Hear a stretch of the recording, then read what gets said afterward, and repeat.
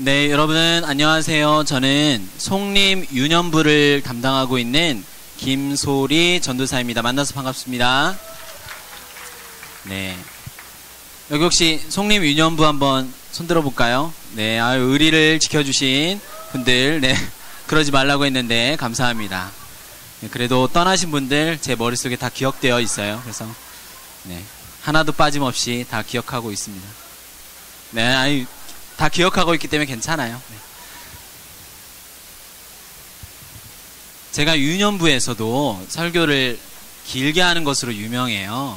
그래서 1월 첫 주 설교가 35분이었거든요. 그래서 초등학교 1, 2학년들한테도 길게 했는데 오늘은 최대한 시간을 맞춰볼게요. 그래서 40분 강의, 40분 워크샵 이렇게 진행을 해보도록 하고요. 혹시 순장님들 계신가요? 순장님들 한번 죄송하지만 손을 수줍게 한번 들어보실까요? 네, 수줍게 드신 분들, 네, 감사합니다. 네, 제가 확인했어요. 순장님들 뭐 시키려는 건 절대 아니고요. 오늘 강의 내용이 로마서에 관한 내용들이 좀 많아요. 그래서 우리 순장님들에게 특별히 좀 도움이 되셨으면 좋겠습니다.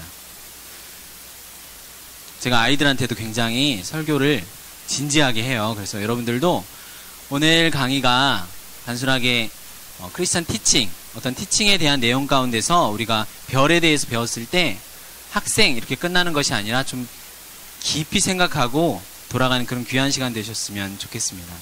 제가 한번 기도하고 시작할까요? 같이 기도하겠습니다. 하나님 아버지 감사합니다. 부족한 종이 귀한 선생님들 앞에서 입술을 열어 하나님의 말씀을 전합니다. 하나님 또한 하나님 말씀에 관한 이야기들을 전합니다. 하나님 종의 연약함과 무익함은 가려주시고 하나님의 구원의 놀라움이 드러나는 귀한 강의가 될 수 있도록 주님 인도하여 주시옵소서. 우리 선생님들의 마음을 열어주시고 마음 깊숙이 예수님을 사랑하는 마음이 샘솟을 수 있도록 주님 축복하여 주시옵소서. 감사하며 예수님의 이름으로 기도합니다.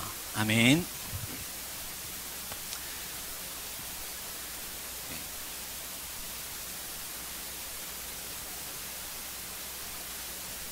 이게 제가 쓰는 게 아닌데 혹시 이게 넘어가나요? 네.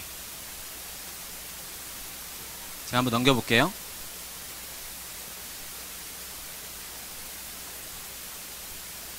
제가 모르는 무슨 기능이 있나봐요. 넘어갔어요? 제가 넘긴 건 아닌데요. 네. 그러면 제가 넘긴 거죠? 감사합니다. 여기는 학생 강의입니다. 우리 이 학생에 대해서 여러분들 종이 한 장씩을 받으셨어요. 그런데 이제 많은 도표가 나와 있는 종이가 있습니다. 그 도표 나온 종이를 보시면 1학년부터 6학년까지 각 학년별 특징에 대해서 제가 여러 권위 있는 분들의 어떤 자료들, 논문과 최근의 것들을 정리한 내용들이에요. 그래서 특별히 초등학교 교사들이 본 내용도 있었고 다른 어떠한 책들에서 참고한 것도 있습니다. 가장 오른쪽에 보면 아이들이 좋아하는 것들이 있어요. 그것은 1, 2학년 유년부 같은 경우는 저희 유년부 학부모님들한테 물어봤고요. 3, 4학년은 현직 교사 선생님한테 교사들 중심으로 전라도에서 근무하시는 교사들 중심으로 이렇게 조사했던 내용들이고요. 5, 6학년은 그냥 한승우 목사님한테 물어봤습니다. 그래서 충분히 좋아하는 것에 대한 건 굉장히 최근 것이기 때문에 여러분들이 그래도 이렇게 업데이트 됐구나 하고 아시면 좋을 것 같아요. 아이들이 지금 초등학생들이 장래희망 1위가 어떤 건지 알고 계세요? 맞아요. 유튜브 크리에이터예요. 그래서 연예인이 아닙니다. 더 이상. 아이들이 굉장히 발전하는 세상 속에서 유튜브 크리에이터가 그 아이들이 장래희망 1위가 되었어요. 이게 뭔 소린가 할 때는 김소리죠. 그래서 여러분들이 이게 뭘까 한번 알아보시는 것도 아이들에 대해서 우리가 섬기는 학생들에 대해서 알 수 있을 것 같아요. 그런데 사실 제가 여러분들한테 드리고 싶은 내용은 이 내용이 아니에요. 그래서 여러분들한테 참고 자료로 나누어 드린 겁니다.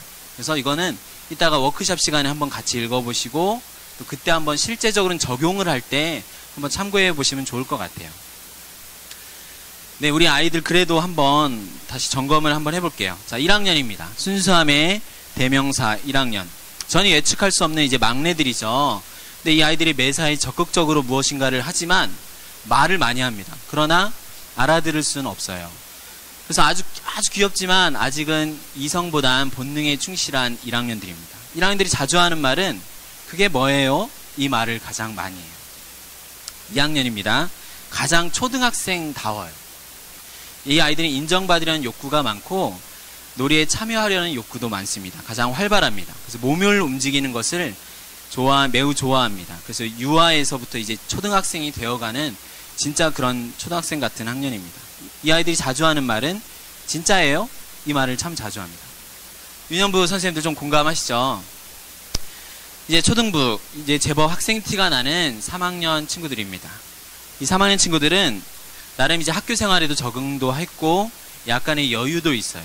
그래서 아직 어리지만 굉장히 좀 도전적이고 좀 또래 집단에 속하여서 활동하는 것에 재미를 많이 느낍니다. 이 아이들이 자주 하는 말은 선생님, 제가 할래요. 이거야. 제가 하겠다. 그런 말들을 많이 합니다. 그 다음에 이제 4학년은 골드 학년이라고 부릅니다. 넘어가나요? 이 4학년들은 선생님들이 가장 또 선호하는 학년이기도 해요. 어린아이다운 착한 모습도 있고 또 자기 주도적인 모습도 있습니다. 그래서 또 인정받으려는 욕구가 강해서 이 아이들에게는 칭찬이 최고입니다. 자주 하는 말은 체육 이겁니다. 아이들이 굉장히 활발한 애들이라서 운동하는 것들을 좋아해요.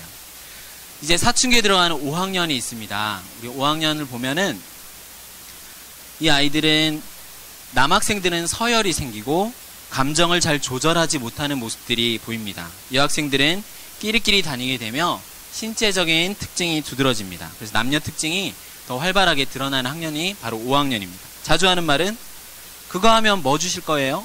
이 질문을 많이 합니다. 공감하시나요? 우리 소년부 선생님들? 자, 이제 말이 필요 없는 6학년 말년 병장들입니다. 이 아이들 이제 사진도 굉장히 험상궂죠.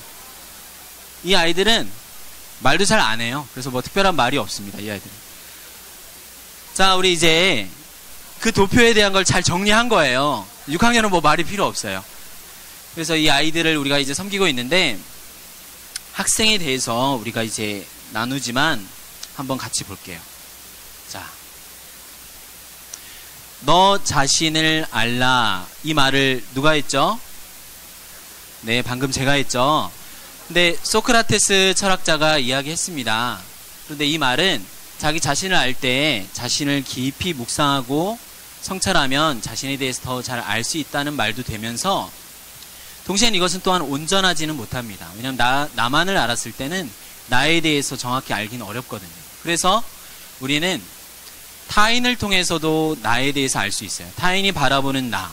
그래서 타인은 나를 바라보는 거울이다 라는 말들이 있죠. 우리 옆 사람도 한번 얼굴 볼까요? 이분들이 자기를 비춰주는 거울과 같은 존재들인 거예요. 여러분 잘생겼는지 예뻤는지 옆에 있는 사람 보면 드러나는 거예요. 옆에 있는 분이 웃고 있다면 여러분도 웃고 있는 거겠죠. 그래서 우리의 표정이나 우리의 마음도 이렇게 드러날 수 있는 겁니다. 실제 근데 이것도 온전하지는 못할 것 같아요. 나를 통해서도 타인이 나를 바라보는 것을 통해서도 나에 대한 이해는 온전하지 못합니다. 우리 한 가지 자, 넘어가서 볼까요?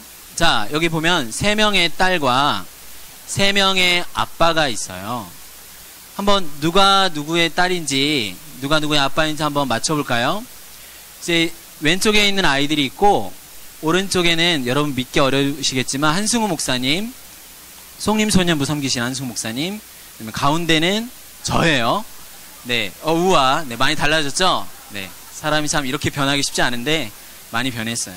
그리고 아래쪽은 아까 강의하신 곽규 목사님이에요. 자, 이 3명의 아빠와 3명의 딸들이 있습니다. 자, 누가 누굴까요? 첫 번째 딸은 누구의 딸일까요? 네, 곽규 목사님, 한승우 목사님, 네, 제 딸입니다. 네, 샤론이에요. 샤론이, 김샤론.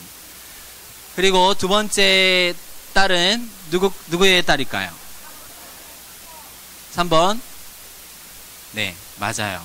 곽봄이에요. 봄. 그리고 세 번째 수연이는 한승호 목사님의 딸입니다. 이처럼 또 나를 이야기해 주는 것은 가족들이 나에 대해서 더 잘 알려줄 수 있어요. 아빠와 딸이 매우 많이 닮았죠.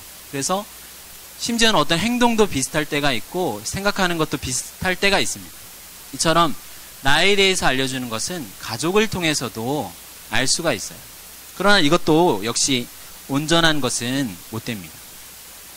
여러분, 철학자 중에 이것은 정지훈 강도사님인데요. 제가 이제 PPT를 만들다 보니까 자기도 멋진 사진이 있다고 굳이 보내주겠다는 거예요. 그래서 보내주지 마라. 딸도 없잖아.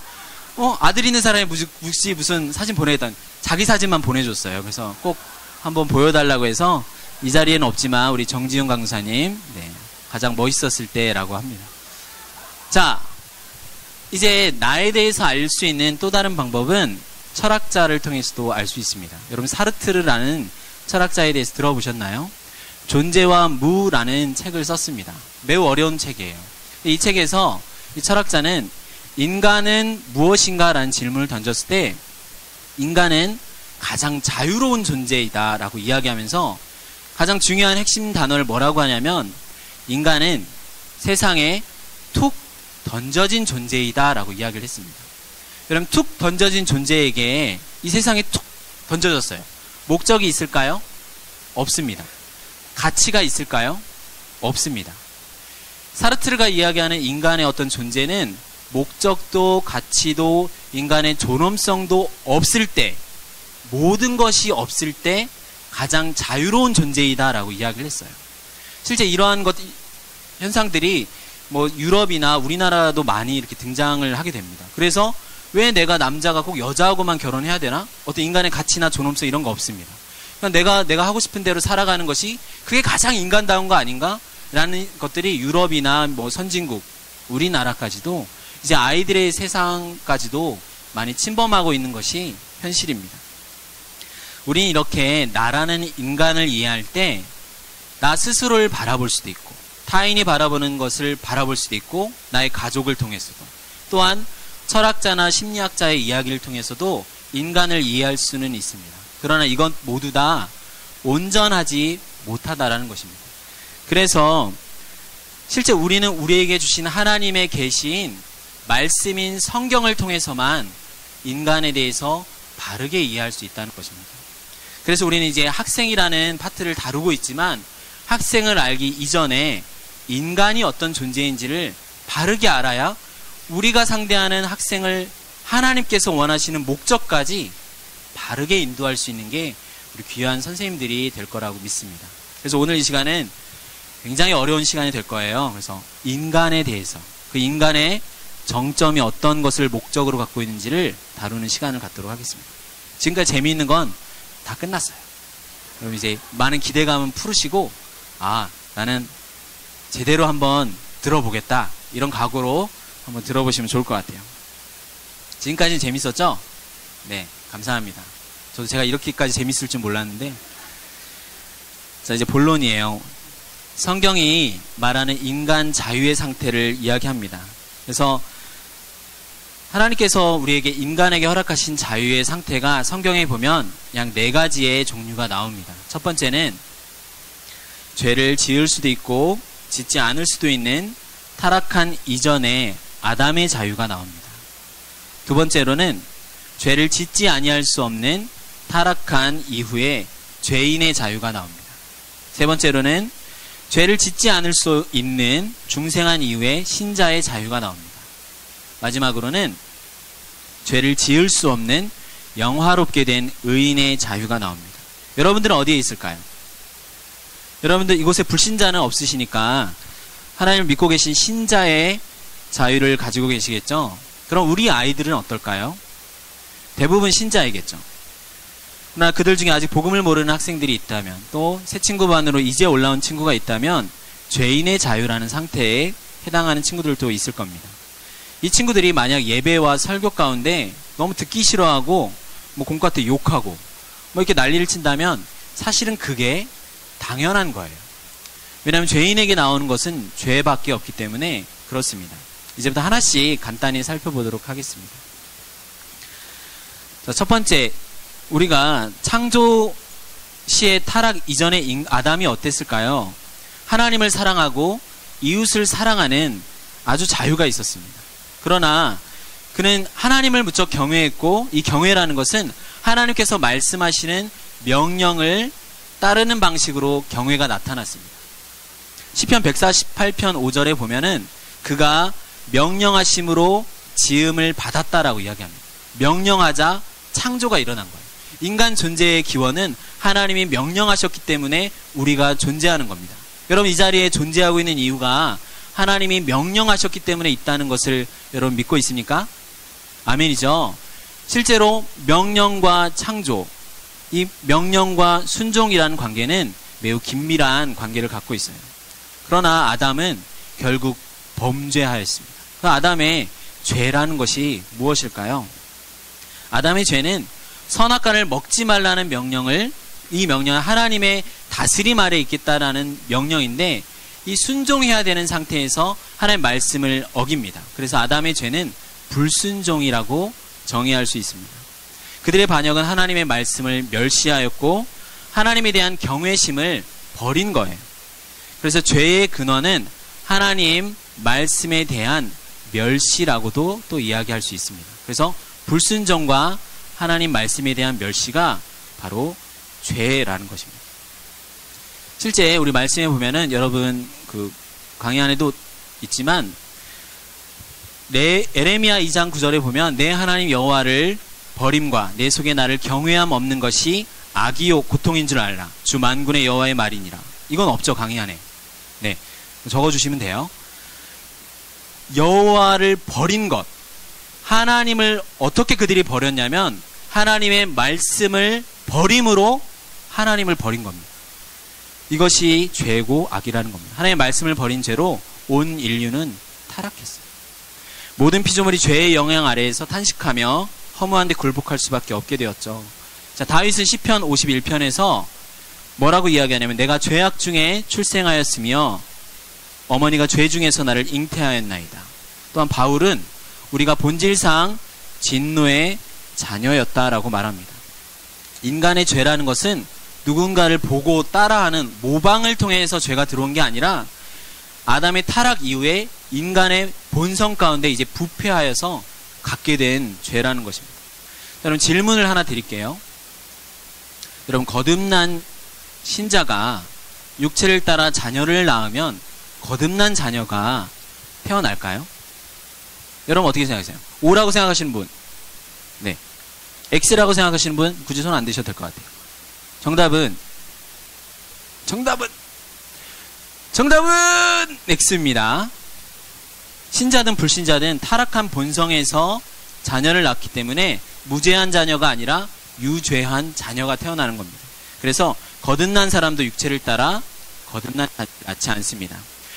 나를 따라 떠나서는 너희가 아무것도 할 수 없음이라 라고 요한복음에서 말씀한 것처럼 하나님을 떠난 인간은 의에 대해서는 아무것도 할 수 없고 그들 안에서는 죄밖에 나올 수 없다는 타락한 인간 스스로가 나는 진짜 자유로워요. 나는 이 상태가 너무 자유로워요 라고 말은 할 수 있지만 그 상태가 바로 자기가 죄 가운데 있다는 것을 스스로 인식하지 못하기 때문에 그렇게 할 수 있어요. 그래서 우리가 실제 복음을 전하면 복음을 알지 못하는 사람은 내가 왜 어떤 죄가 있고 내가 어떤 제한적이고 이런 거 이해를 못합니다. 그러나 그 상태가 바로 죄의 상태라는 것을 성경은 말합니다.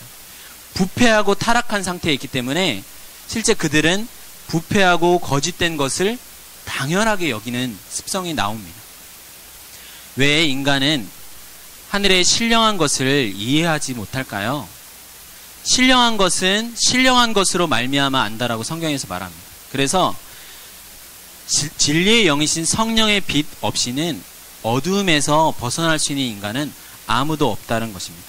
그래서 인간의 지성은 첫 번째 율법의 그 돌판에 하나님에 대한 것은 전적인 무지를 갖습니다. 그러나 두 번째 돌판인 인간에 대한 것은 약간의 이해는 갖는 것이 인간이죠. 그래서 이웃사랑에 대한 것은 꼭 하나님을 믿지 않더라도 어느 정도는 이해할 수 있는 부분도 그들에게 있습니다. 여러분, 실제 복음을 전하면 그 사람은 자기가 죄인이라고 이야기하면 굉장히 불쾌해 하잖아요. 그리고 자기를 죄인이라고 인정하고 싶지도 않고 동의하지도 않습니다. 내가 언제 죄를 지었냐고 따지죠. 그러나 죄의 존재와 실체는 우리끼리의 인간 문명 안에서 사회적 합의를 통해서 이루어지는 것이 아니라 하나님께서 명령하셨고 또한 그의 섭리 가운데서 우리의 죄를 범죄함으로 인해서 우린 죄 가운데 있었다라고 성경에서 말하고 있습니다. 진짜 죄가 어떤 종류를 갖고 있는지 한번 볼까요? 죄가 어떤 종류가 있는지. 행하지 않아서 죄가 되는 부작위의 죄입니다. 하나님과 이웃을 사랑하라고 했는데 사랑하지 않는다면 죄인 거예요. 행하지 않았기 때문에. 또한 행해서 죄가 되는 작위의 죄가 있습니다. 속이고 남을 죽이고 탈취하고 미워하면 작위의 죄인 거예요. 또한 부족한 것도 죄가 됩니다. 결함. 하나님을 목숨을 다하여 마음을 다하여 뜻을 다하여 너의 힘을 다하여 하나님과 이웃을 사랑하지 않는다면 그것도 결함의 죄인 거예요. 또한 과도해서 죄가 되는 과잉이라는 죄가 있습니다. 상대방을 중심으로 사랑하지 않고 나의 기호를 따라서 사랑한다면 그리고 그것 때문에 과도하게 집착한다면 무슨 과잉의 죄라고 이야기할 수 있을 겁니다. 그래서 여기에 해당되지 않는 죄인은 있을까요? 아무도 없을 겁니다. 우리 학생 중에 아직 복음을 모르는 학생이 있다면 누구나 다 이 상태를 경험하고 있고 여기에서 머물러 있다는 것을 우리는 그 간절한 마음을 알고 이 상태에 있는 아이는 지금 아직 하나님의 영원한 진노 가운데 있는 멸망의 자녀라는 것을 우리가 인식한다면 그 아이, 새 친구 반 아이를 한 명을 대할 때 우리의 마음이 어떠해야 될지를 우리 선생님들이 경각심을 갖고 아이들을 바라봐야 될 겁니다. 그럼 이렇게 멸망 가운데 있는 이 학생들을, 이 아이를, 이 인간을 우리는 어떻게 살릴 수 있을까요? 이렇게 비참한 결과에서 우리가 회복될 수 있는 유일한 길은 바로 우리가 말씀을 버렸기 때문에 그 회복 역시도 말씀이신 예수 그리스도께서 우리에게 찾아오심으로 회복이 일어납니다. 우리는 하나님의 말씀을 버려서 그를 경외하지 않고 그를 버렸다라면 그 버리신 말씀이 우리에게 찾아오시는 역사로 우리가 회복될 수 있다라고 성경이 말합니다. 이 예수님이 오시지 않는 한, 이미 오셨지만 그 예수님이 나의 예수님이 되지 않는 한 어떠한 해결책도 없다라는 것입니다. 그리스도 예수를 아는 지식에 대해서 우리는 배워야 되죠. 그는 완전한 하나님이시면서 완전한 인간이 되시기 때문에 하나님을 아는 지식과 인간을 아는 지식, 그 중심이며 본질이며 종합이라고 할 수 있어요. 그래서 그리스도를 아는 것이 가장 중요합니다. 왜냐하면 그가 완전한 인간이시고 그가 또 완전한 하나님이시기 때문에 하나님에 대해서 인간에 대해서 바르게 알 수 있는 유일한 길이 됩니다.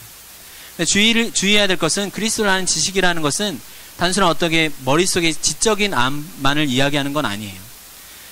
그것은 우리의 마음을 다하여 뜻을 다하여 힘을 다하여 목숨과 성품을 다해서 예수님을 알고자 하는 전 인격적인 알미 될 때 비로소 제대로 아는 것입니다.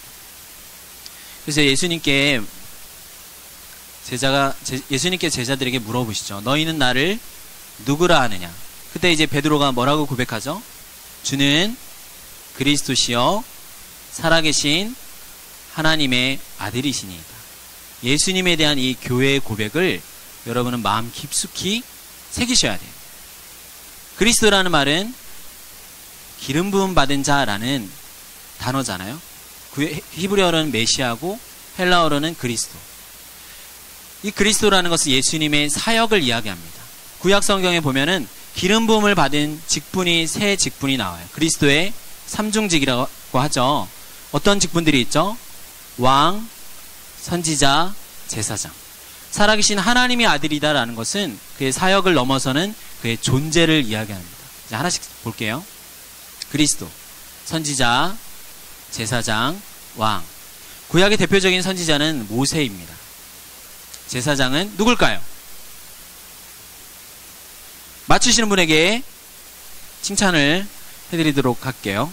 네, 사실 상품권에 있는데 나중에 이제 발표할 때 드리도록 할게요.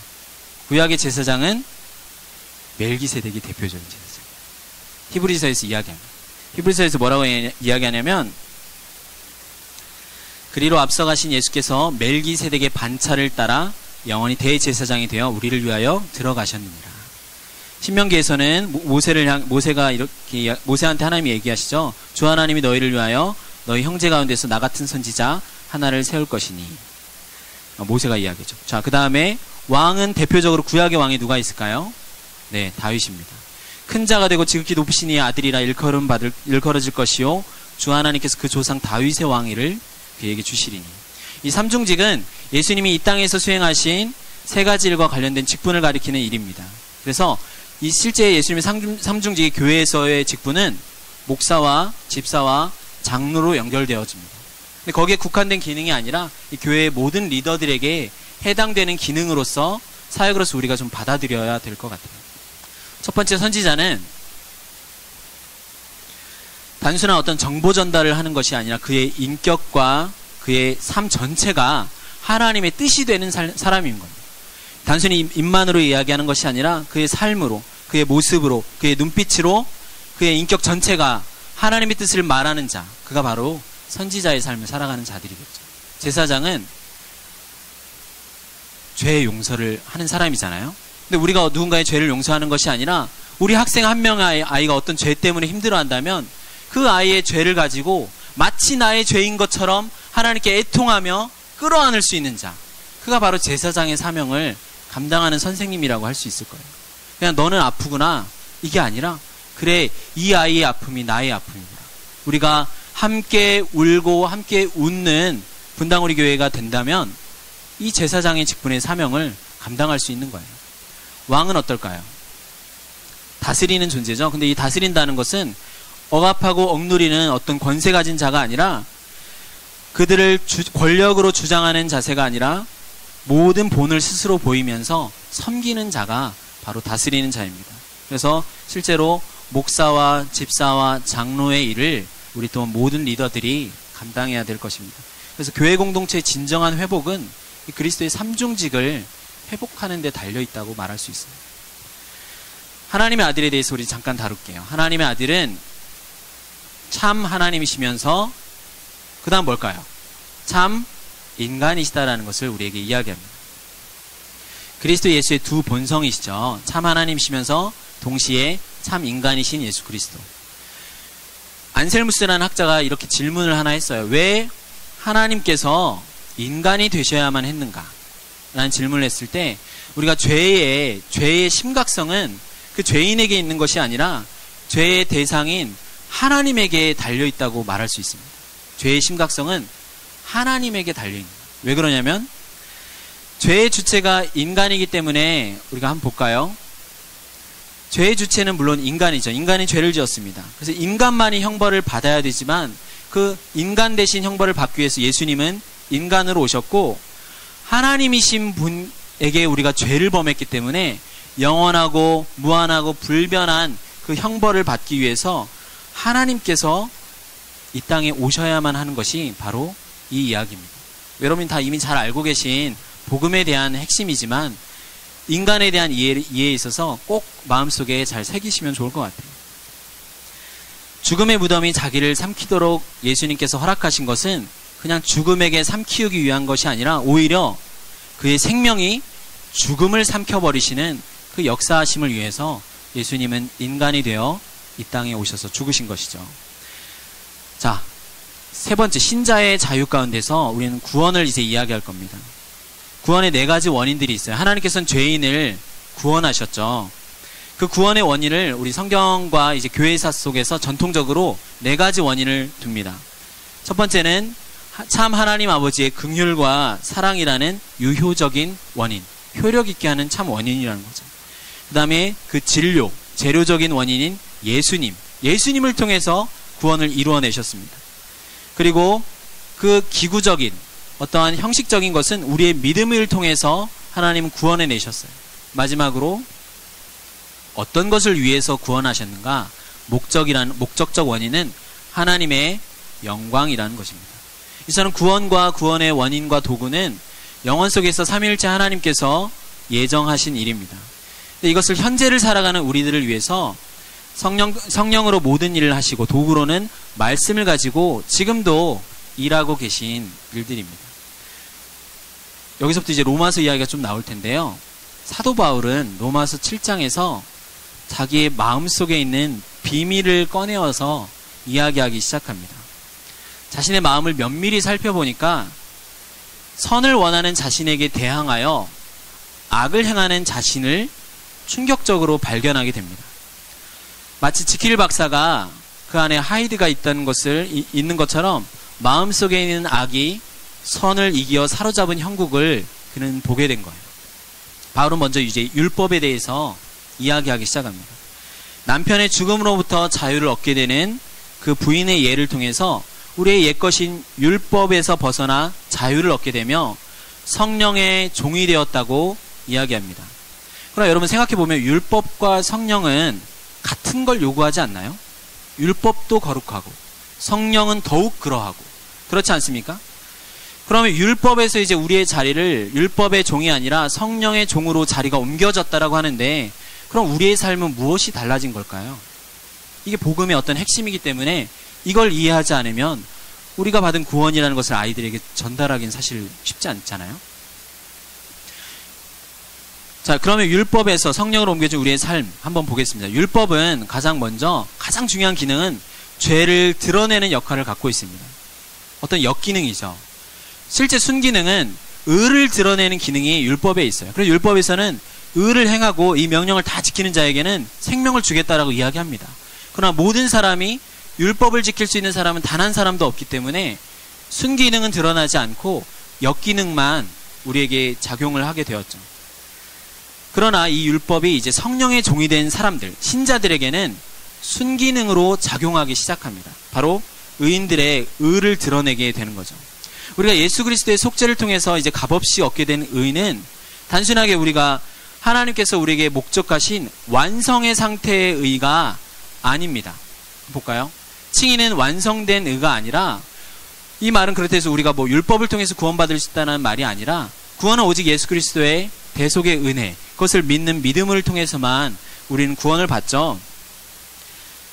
그러나 완전한 죄인들이 이제 예수 그리스도를 통해서 구원을 얻었을 때 이 믿음으로 우리가 이 세상의 삶을 살아가고 믿음으로 건너는 과정 속에서는 이제 율법이 요구하는 하나님 사랑과 이웃 사랑의 삶을 완성하도록 우리 삶과 행위에서 실제화된다는 것입니다. 그게 바로 어려운 표현으로 하면 성화라고 할 수 있겠죠. 그럼 이 믿음의 삶이 어떻게 가능하겠느냐? 이 한탄 속에서 바울은 또 다른 것을 이야기합니다. 어떻게 그러면 내가 성령의 종이 되어서 살아갈 수 있는가? 바로 바울은 이렇게 이야기하죠. 로마서 8장 1절입니다. 한번 같이 읽어볼까요? 그러므로 이제 그리스도 예수 안에 있는 자에게는 결코 정죄함이 없나니. 실제 바울은 8장 전에 오호라 나는 공고한 자라 이 사망의 육체에서 누가 나를 건져낼까? 라고 한탄하게 됩니다. 근데 이 한탄에서는 이제는 자기를 그동안 다스렸던 율법의 법칙이 아니라 새로운 자기를 다스리는 성령의 법을 이제 소개하기 위함입니다.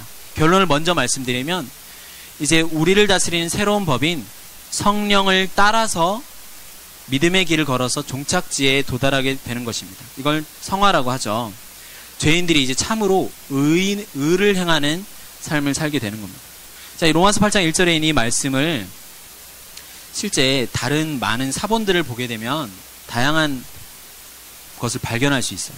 저는 실제로 신대원에서 이제 구약도 히브리어도 3학기, 헬라어도 3학기 다 A뿔 맞았어요. 그리고 사본학도 수업도 들었었거든요. 실제로 이제 그 수업들을 들었을 때 이제 배운 내용들입니다. 여기 중간에 실제 많은 사본 안에는 전치사구가 들어있어요. 실제 우리가 보고 있는 성경에는 이 내용이 없지만 많은 사본들에는 뭐라고 되어 있냐면 한번 읽어볼까요? 시작. 육체를 따르지 않고 성령을 따라 행하는 이들.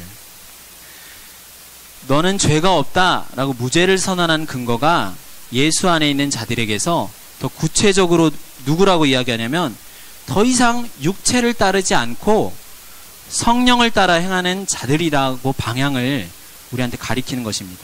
율법이 무능해서 할 수 없었던 것을 성령께서는 하십니다. 율법은 거룩하며 의로운 것이나 죄인들을 다스리는 육체를 제압할 능력이 없습니다. 율법의 무능함과 성령의 탁월함 사이에는 예수 그리스도의 속죄가 있어요. 근데 이제 성도들은 예수 그리스도 안에서 그를 살리신 성령을 따라서 의를 행하는 새로운 삶을 살게 되었습니다. 우리가 아이들을 사랑하는 것은 우리의 육체를 따라서는 이 아이들을 사랑할 수가 없어요. 그러나 성령을 따라 행한다면 그 아이들을 사랑할 수 있다는 것입니다. 그러나 여전히 우리에겐 연약함이 있겠죠. 예수 그리스도께서 오셔서 우리의 어떤 부활이 완성되기 전까지는 우리에겐 여전히 연약함이 있어서 죄를 지을 수도 있고 짓지 않을 수도 있습니다. 이 연약한 우리의 상태에 대해서 성령께서는 로마서에서 보면 탄식한다라고 표현을 합니다. 함께 말씀 읽어볼까요? 8장 26절 27절입니다. 시작. 오직 성령이 말할 수 없는 탄식으로 친히 우리를 위해. 그러나 이 본문도 다르게 번역해 볼 수 있어요. 적용을 좀 다르게 해볼까요? 말할 수 없는 탄식을 성령이 아닌 성도에게 적용을 시켜보는 거예요. 실제로 원문에 보면은 이게 더 가까운 해석이에요. 우리는 흔히 우리의 말할 수 없는 탄식이라기보다는 성령께서 말할 수 없는 탄식으로 우리를 위해 간구한다라고 보지만 원문에서는 실제 우리의 말할 수 없는 탄식의 이 상황을 성령께서 하나님께로 간구하신다라고 표현을 더 정확히 한다면 이렇게 하고 있습니다. 왜냐하면 성령님은 비탄과 슬픔의 영이 아니시거든요. 성령을 근심케 하지 말라라고 성경에서 이야기하는데 성령이 근심하는 가운데 하나님께 뭔가를 간구했다는 것이 성경 안에서의 어떤 자증성 문제에서도 조금 올바른 해석은 아닐 수 있습니다. 그래서 우리의 말할 수 없는 탄식의 이 상황을 성령님께서 간구하신다라고 이렇게 적용을 해서 해석하는 것도 더 나은 해석으로 보입니다. 그럼 성령님이 성도들을 위해서 도대체 어떤 탄원을 할까요? 이제 거의 다 왔거든요. 성령님께서 우리를 어떻게 도우고 계시는지를 한번 알아보겠습니다. 바로 다음 절인 로마서 8장 28절에서 30절입니다. 함께 같이 읽어볼까요? 잘 안 보이겠지만 그래도 읽어보겠습니다. 시작. 우리가 알거니와 하나님을 사랑하는 자 곧 그의 뜻대로 부르심을 입은 자들에게는 모든 것이 합력하여 선을 이루느니라. 하나님이 미리 하신 자들을 또한 그 아들의 형상을 본받게 하기 위하여 미리 정하셨으니 이는 그로 많은 형제 중에서 맏아들이 되게 하려 하심이니라. 또 미리 정하신 그들을 또한 부르시고 부르신 그들을 또한 의롭다 하시고 의롭다 하신 그들을 또한 영화롭게 하셨느니라. 그리스도를 통하여 우리에게 임재하신 성령님은 신자들에게 진리를 가르치시는 사역을 합니다. 이 진리가 성도들의 연약함을 돕고 한탄스러운 상황에서 우리를 끌어올려서 바른 길을 걷게 하십니다. 실제 성령님의 탄원은 우리 어떤 개인적인 한 가지의 사역, 일 이런 것이 아니라 구원이 얼마나 탁월한지를 우리한테 가르치시는 사역이 더 많다라고 볼 수 있습니다. 여러분이 주의하셔야 될 건 뭐냐면 이 세 구절이 한 문장이라는 것입니다. 여러분 알고 계셨나요? 이 세 문장은 한 문장이에요. 우리가 흔히 모든 것이 합력하여 선을 이룹니다. 이 말을 뚝 떼어내서 내 어떤 힘든 상황이지만 그래도 괜찮아. 너도 괜찮아. 하나님께서 합력하여 선을 이루실 거야. 라고 적용을 많이 하지만 실제로 이 문맥을 벗어나서 그렇게 해석하면 안 되고 무엇을 이야기하면서 이 모든 것이 합력해서 선을 이룬다라고 이야기하는지를 우리는 잘 봐야 돼요. 성령님께서 우리를 위해 한탄하시면서 하시는 그의 도우심의 사역은 뭐냐? 우리가 흔히 구원의 서정이라고 하는 하나님의 예지와 예정과 부르심과 칭의, 영화를 이루는 이 모든 과정을 합력해서 선을 이루시겠다라는 것입니다. 점점 아름다운 여러분 꽃이 피는 것 같지 않으세요? 그 구원의 완성이 되는 근데 그 하나님께서 미리 정하신 그 예정의 중심에는 제가 가운데 조금 더 큰 글씨로 파란색으로 한 거 있거든요. 한번 읽어볼까요? 시작.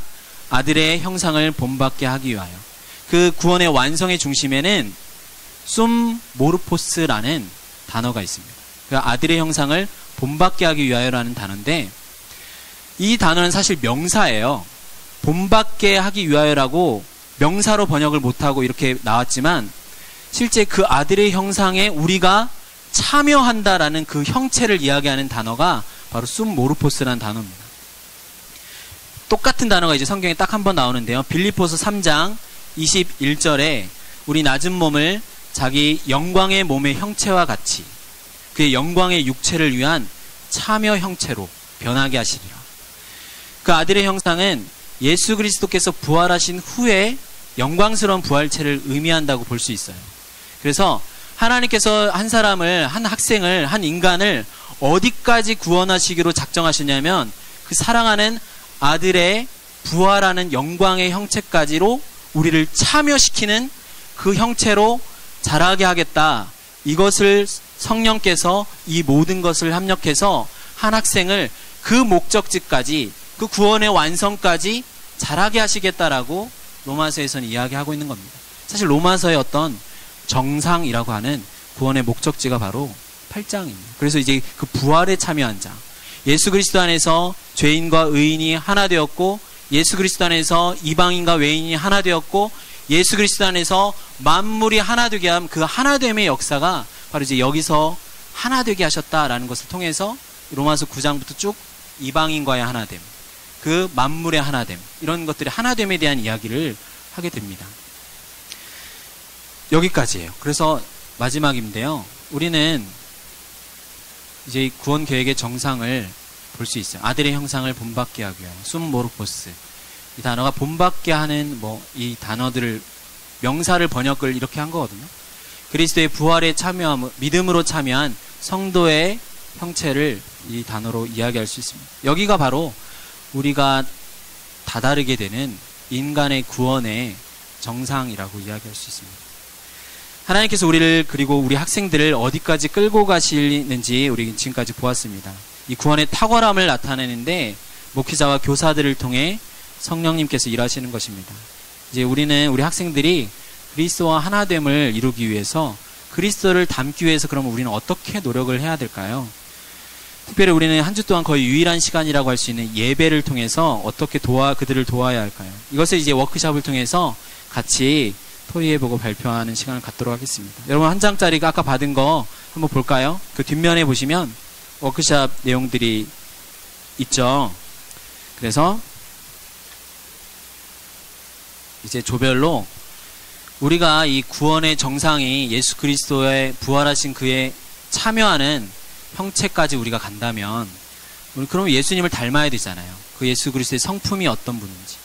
그럼 또 예수 그리스도의 사역이 어떠한 사역인데 우리가 그런 사역을 하고 우리 아이들이 그러한 사역에 동참하게 우리는 만들 것인가, 이것을 한번 팀별 내에서 이제 좀 너무 지금까지 딱딱한 내용이었으니까 한번 이야기 나누시면서 편하게 이야기하시면서 좀 정리해 보시고, 적용하는 질문들은 우리가 단 한 시간인 그 예배를 통해서 어떻게 이 아이들이 예수 그리스도를 닮게 우리가 도울 것인가, 어떻게 이 하나됨을 이루게 할 것인가, 이것들을 좀 고민하는 시간을 가지면 좋겠습니다. 그래서 첫 번째는 어떻게 하나님을 사랑하게 도울까, 예배 순서 하나하나마다 점검해 보시면서 아이들이 입장했을 때, 찬양 때 아이들의 태도는 어떻지? 아이들이 기도할 때는 어떨까? 어떻게 우리가 기도를 디자인하고 찬양을 하면 아이들이 하나님을 더 사랑하게, 예수 그리스도를 닮을 수 있게 할까? 좀 예배 순서마다 하나씩 점검해 보시면서 좀 고민해 보시면 좋을 것 같고요. 두 번째는 예수님을 그들이 어떻게 닮게 하면 좋을까? 예수님의 성품은 특별히 팔복에서 드러납니다. 그 심령이 가난한 자, 마음이 온유한 자, 이 팔복들을 한번 점검해 보시면서 이 예수님의 성품을 우리 아이들이 어떻게 닮게 할 것인가 한번 고민을 해보시면 좋을 것 같아요. 세 번째로는, 그러면 이 하나됨이 단순한 예수님과 우리의 하나됨 뿐만이 아니라 예수 그리스도 안에서 우리가 하나 되는 것인데 어떻게 이웃을 사랑하게 되는, 그 율법을 완성시키는 성령의 일하심이 드러날까 고민하시면서 그들을 어떻게 사랑하면 좋을까, 이 내용들을 한번 적어보시고 좀 토의해보시면 좋을 것 같아요. 그리고 그 앞장에 있는 내용들도 해당되는 부서는 좀 읽어보시고 그냥 편하게 아이스 브레이킹 하셔도 좋을 것 같아요. 읽어보시면서 진짜 우리 아이들이 이런가 하면서 보시고, 실제 우리 아이들이 좋아하는 거 어떤지, 현실적으로 이렇구나 아이들은. 물론 제가 다룬 내용들은 성경의 어떤 진리에 대한 내용들입니다. 이런 많은 심리학적인 동기 심리학이나 아이들의 발달 단계에 대한 이런 내용들도 중요하지만, 성경에서 인간을 어디까지 끌고 가길 원하는가, 우리의 구원이 어디까지인가, 바로 그 예수 그리스도와 우리가 하나됨. 물론 우리가 뭐 예수 그리스도가 되는 건 아니죠. 그러나 그의 부활의 영광에 우리도 참여하는 그 아름다운 구원의 목적지까지 우리는 아이들을 데리고 가야 된다는 것. 그 아이들을 인도해야 된다는 것을, 그 영광에 여러분들이 참여하고 있다는 것을, 그 자부심을 잊지 않으셨으면 좋겠습니다.